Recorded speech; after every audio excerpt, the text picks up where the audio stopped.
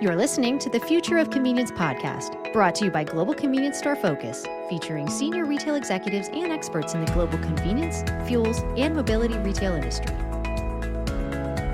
Welcome to the Future of Convenience. I'm happy to be here alongside my co-host Dan Munford today. Hey, Dan, how are you? Carolyn, nice to be with you again. So, Dan, welcome back. We're going to dive right into the evolving convenience fueling world today with a focus on EV and the future of mobility. Before we get started, I wanted to ask, if you run a fuel, mobility, or convenience business, here's a question. Are your forecourts leaking profits? Unplanned downtime, slow repairs, and inefficient maintenance could be costing you more than you think. That's where Urgent from Techniche comes in. It's the only complete asset and maintenance management platform built specifically for retailers like you. Over 40,000 locations worldwide trust Urgent to keep their business-critical assets running smoothly, automating maintenance, improving contractor performance, and giving them complete visibility and control. With Urgent, you can increase asset uptime, enhance customer experience, and drive more revenue, all while reducing costs and avoiding unexpected breakdowns. Visit technichegroup.com/urgent and take control of your operations today. So, Dan, I know you're super excited for our guests and our topic today, so let's just dive right in. Would you like to introduce our guest?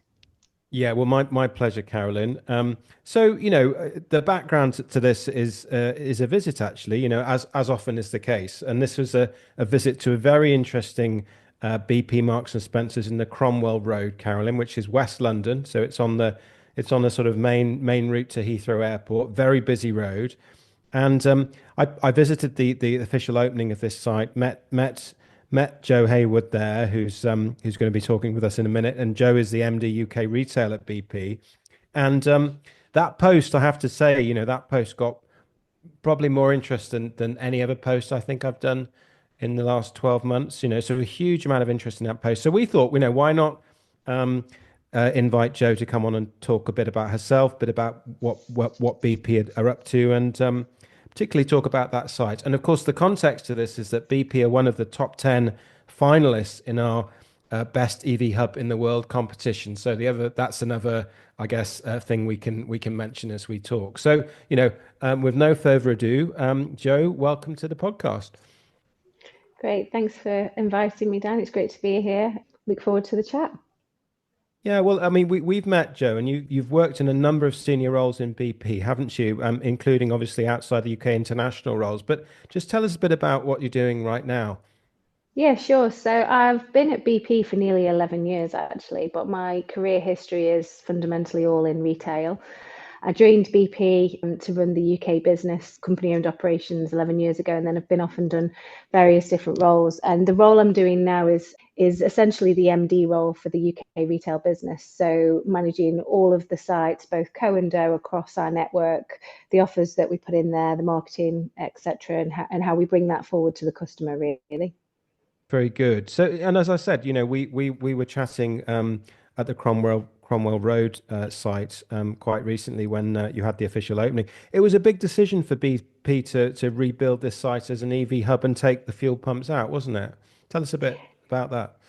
Yeah, it was. I think there's probably a couple of things really that made us decide to do it. I think the first one is we were having a lot of hypothetical questions around how do we think EV customers will transition? What do we think their needs will be?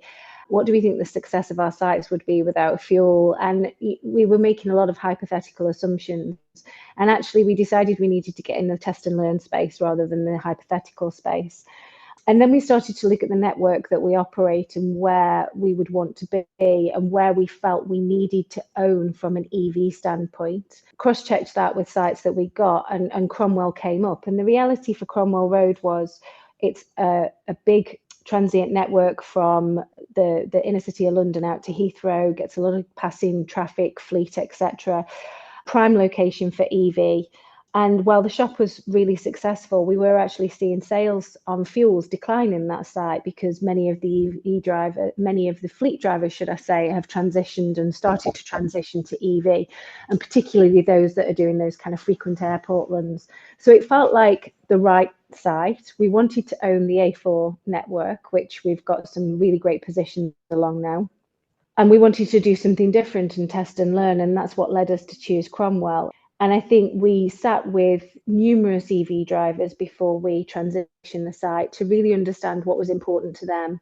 What were the offers they were looking for? What were the services they were looking for? What was important to them on an EV hub from a availability standpoint, in order to try and maximise the amount of space that we had on site. And we took it from there, really. And everything that we've done in that site is new. So it's allowing us to test everything that we put in there as like one collective offer. Well, I mean, it's really interesting to hear sort of if you like, the detail behind your decision making on that, you know. And obviously, I was very, in addition to obviously viewing the site and being very impressed with it, you know. So that was, I mean, I think great to talk this through with you and hear the background to your decision to select that site. You know, obviously, I think obviously, you know, we can talk. There's a lot to talk about, to be honest, on this site. As you say, it's all new. What about just looking at the BP Pulse charging first of all, and ask you how that's been going, you know, from a point of view of utilization and that kind of thing? I mean, it's already overperforming to where we expected it to by 20% actually on daily charge sessions. So what we originally targeted, as I say, it's overperforming, and it's actually hitting its 3-year numbers that we predicted for 3 years' time already. Well, that's after several months. It was actually overperforming in its first week of openings. So we deliberately, you know, we immediately knocked it out of the park from an EV standpoint. Shop has probably had a slower growth, if I'm being honest, but then that's what happens when you have a shop closed for the period of time that we did have. So it's taken us a little while to get some of those customers back, but we actually had our biggest week when it was the boat race a few weeks back, and we saw some of those traditional old kind of consumers that used to come for us for the M&S goods come back to us. But what we've seen from a shop perspective is actually the mix is different. So the way consumers are shopping with us is different. The EV customer is buying more on the go food, which that site was designed for. Oh, that's very interesting. Yeah, so we're seeing them buy more of that consume now product, whether that be Wellbeing Cafe or that be the on the go range that we've got with Marks and Spencer's. And we've seen the Wellbeing Cafe mix grow significantly in that site from what it was previously. We've seen the basket size increase in terms of how much they're spending, because they're spending longer on site, and we've seen kind of the offers that they're buying into have changed. But that said, as I said previously, we've had some real bumper weeks in shop when you consider Mother's Day's just gone by, Easter's just gone by, we had the boat race, and that brought a lot of those traditional M&S customers back to us as well. So we started to see that kind of and it's a great gifting food for offer. later. Yeah, and it is a great gifting offer, absolutely. I mean, the Mother's Day was one of the biggest days we've ever had, with flowers and chocolates, as you can imagine.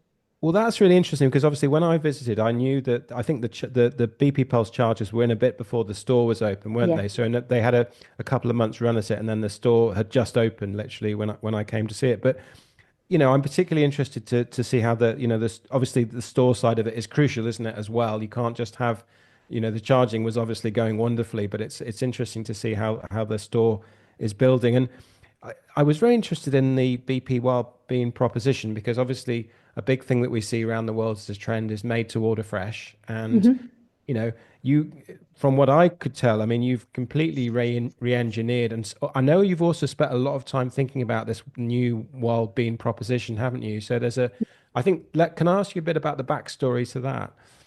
Again, as we think about the customers that we serve across the globe, actually, we've noticed that the shift into kind of consume now and food for now.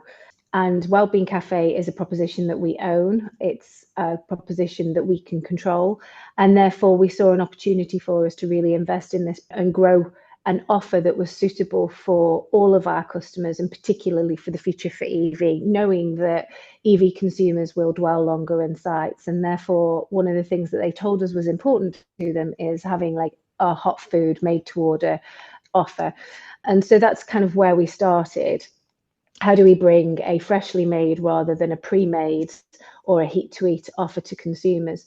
We tested lots of different things globally. So if we just think about our Wellbeing Cafe at BP Capellan in Luxembourg, it's the biggest cafe we operate across the globe. It's got over 160 products, fresh made pizzas, fresh made burgers, because that's what the consumers wanted in that space. But transition to Poland and they want something very different. They like a focaccia, they like a hot dog. So it's very important that we then get and we make sure that we respond to the local tastes and the local palates of customers. So bring us back to the UK. Actually, we know that the traditional sausage roll is not going to go anywhere, and the customers love that, and that's still an important part.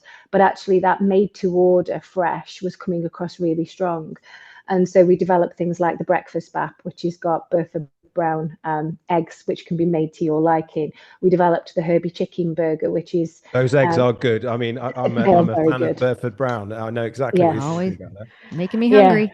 Absolutely. And my personal favorite is the halloumi and egg bap, because it kind of puts two of my favorite products together. But it was really about creating great quality food in an environment that the customer wouldn't necessarily have already thought about, giving us that point of differentiation against other kind of charging offers and other roadside offers. So that's how it was born.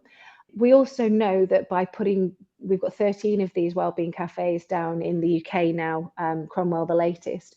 We also know that we're learning constantly. There's certain things that customers are not willing to wait for. So how do we speed up the process? So they want the quality, they want the taste, but how do we do that quicker for them? Because as much as we've got EV customers dwelling on site, we've still got the traditional fuel customers as well, or the traditional kind of pick up and go customers that want something a bit quicker. So we continue to develop, but what stands firm is great quality coffee, and that's a non-negotiable. If I can ask one thing too, with the EV, the drivers of the EV, do you find them sitting in their car? Do they come in and grab their food and go back and sit in their car? Do they stay in? Is it a mix? It's a real mix. We probably see, and again, it depends on the type of customer. So fleet customers tend to kind of be in, pick up food, be out and sit in their car. More families, that are on bigger travels take the opportunity to take a proper break and take a rest and come into the site. So it really does depend on the mission that they're on. And it also depends on the car they're driving. So you often see a Tesla driver sitting in a Tesla vehicle because they've got all the gadgets that Tesla gives them, but somebody perhaps driving a different vehicle may want to get out, stretch their legs and take the opportunity to use the Wi-Fi, send a few emails, etc. Interesting. So if I can even expand that internationally, what do you see? I mean, the whole globe is changing in so many different ways these days, but especially with mobility, in every country and where you operate is in a different spectrum of this EV adoption, some further, some not as far. Where do you see this developing internationally from the perspective of senior roles you've held at BP, but where do you see this going? Like in general, convenience, but you can bring it in with EV if you'd like. So I think convenience is a growing sector across the globe. It's rapidly growing in places like India, where food on the move is growing alongside of their energy growth, and that is phenomenal. But even if you look to America, it's a different palette, but it's still a growing market. They want a roller dog, they want a donut, and they want food that they can consume right now. Ice drinks that come in 1 gallon cups, but it's still consumed right now, here and now. So what I would say is convenience is growing phenomenally across the globe, and it's probably one of the fastest growing sectors out of the food sectors when you look at it in terms of that consume now. When we then think about the convenience in its traditional form, because convenience means different things to different people across the globe. So if you go to Germany, convenience means food to consume now. Food on the move, food to go. Convenience in the UK means your local corner shop, your Tesco Expresses, your co-ops. So convenience means different things to different people, and therefore the offers need to be tailored by market. I think when you then layer in EV, the opportunity to maximize on that food to go, food to consume now is, it couples really nicely together. It's huge.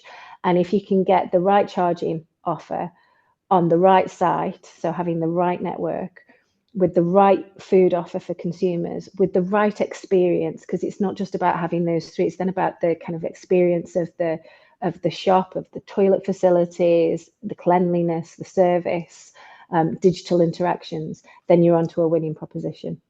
And do you think you're getting there? It's very interesting, Joe. Do you think you're getting to that winning proposition? And you made a point earlier, which I completely agreed with, which is that, you know, obviously in order to be a competitive charging location, you need amenities around that which add value compared with other Yeah. competitors who are just offering charging. And so, you know, this is definitely a journey, but do you feel you're quite, you know, well, do you feel that you understand the more general needs of the EV driver now and can cater for them? I think we are 100% clearer than we were. I think we are getting closer to catering for them. And the example I would give you is when we first started launching charging on our co-sites, we were putting one charger, two parking bays down on each site because we were looking at what was the available space. We know that from an availability standpoint, that doesn't actually draw customers to the site because that one charger might be in use and time is precious. And so actually I'll go to a hub versus go to a single charger. So we're now embarking on a program where we'll roll out mini hubs on our current co-estate where we'll retain fuel for the medium term, but we'll actually give more space over to EV charging. We may purchase additional land, we may take car parking out, we may take car wash facilities out and replace with jet wash, but we'll repurpose the land that we own to do that. And at the same time as doing that, we'll repurpose the shop to make sure that we've got the right missions available in shop then. And that is very much based on the missions of the consumer in that particular location. So there's two sites in our network that are hugely different. If you look at BP Merrow, which is just on the outskirts of Guildford on the edge of the city centre, that is very much a top-up mission. Consumers are going in there to buy 2 to 3 days worth of convenience product, and they'll charge while they're there. So it's a little bit more like a kind of a typical M&S mission. But then you go to the other end of the spectrum and you go to somewhere like Cranford, which is very much a kind of go, charge the vehicle, grab a snack to go, grab a hot food item to go, maybe grab an M&S food for later item while I'm there, maybe do some click and collect, return some parcels, get my car cleaned, and then go. So you've got these real kind of different types of missions that we're trying to solve for. That's very interesting. I mean, I'd love to have more time to get into this, but I guess network selection network planning is absolutely critical for this, Yeah. isn't it? In terms, especially if you're building bigger hubs, you're putting more investment from an EV charger point of view into a smaller number of sites, because and you're having to carefully select those sites to make sure they're the right ones for that, for that expanded EV offer, aren't you?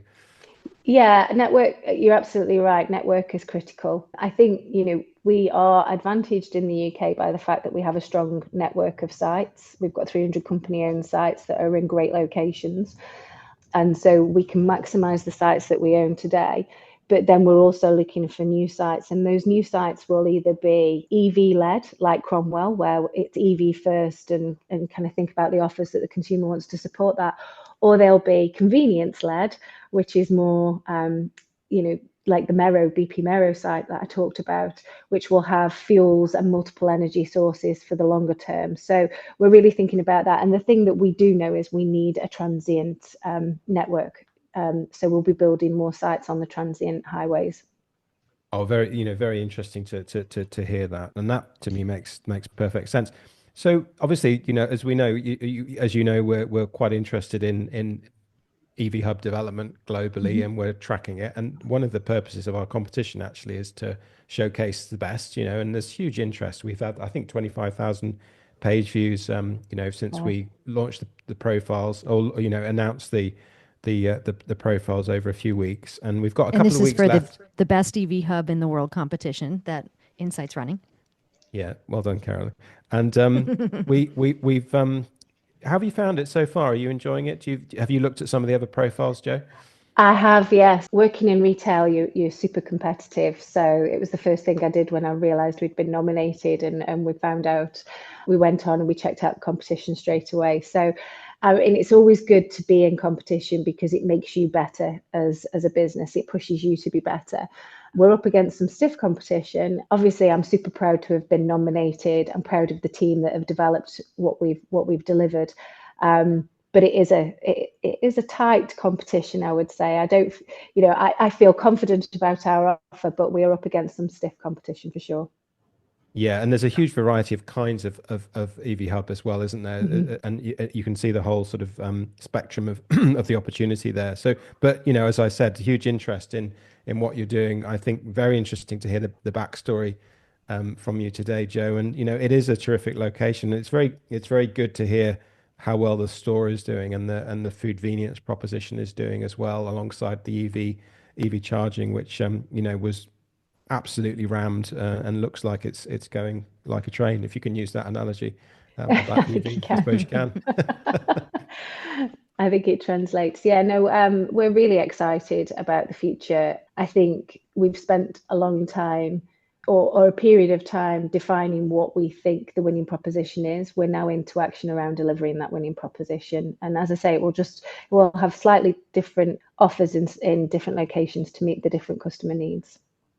Very good. Very good. Well, I will make sure to add a link to your video, as well as check out Dan. If you're not already following Dan on LinkedIn, you certainly should, because he sees some really cool things all around the world. So I'll make sure to add a link to that video in our show notes for sure, or visit globalconvenienceStoreFocus.co.uk to check it out.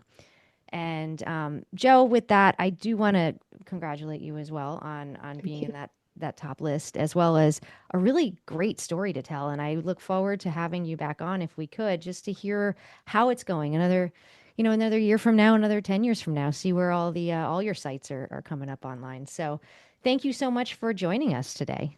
Thank you for having me, and it'd be great to come back. Fantastic. And listeners, if you haven't already, take a moment to hit that subscribe button right there on your podcast player so you can get the latest and greatest episodes as they drop. And if you'd be so kind, go ahead and give us a 5-star rating as well, so we can tell everybody about our great show. And thank you so much for listening to The Future of Convenience. You've been listening to the Future of Convenience podcast, produced by Dan Munford, Nick Scherzer, Jenna Ferguson, and Lorraine Evans. It is produced, edited, and mixed by Carolyn Schnare, and music is provided by Jukebox Music. Learn more at globalconvenienceStoreFocus.co.uk.